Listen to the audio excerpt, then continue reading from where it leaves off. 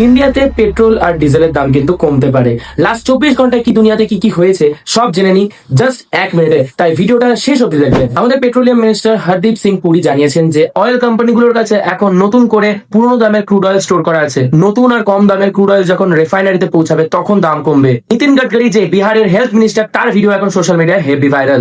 8 বছর ধরে ক্যান্সার আক্রান্ত এক ছাত্র ইউপিএসসি তে 946 র্যাঙ্ক নিয়ে মা বাবার নাম উজ্জ্বল করলো। ইন্ডিয়াতে প্রায় 22 লাখ স্টুডেন্ট নতুন করে আবার নিট এক্সাম দিল। কোনো ক্রিমিনাল রেকর্ড না থাকা সত্ত্বেও ভারত তিওয়ারির এক ফেক এনকাউন্টারের খবর সামনে আসছে, যার বিরুদ্ধে বিহারের সিএম জুডিশিয়াল ইনকোয়ারির নির্দেশ করেছেন। মনসুন ডিলে হওয়ার কারণে ভারতের প্রায় 166টা জায়গার ড্যামেজ জল প্রায় 28% লেভেলে চলে এসছে। এইবার আসি ফুটবলের কথায়। 2014 পর এইবার প্রথম জার্মানি চলে গেল নকআউট স্টেজে ফিফা ওয়ার্ল্ড কাপ 2026 এ।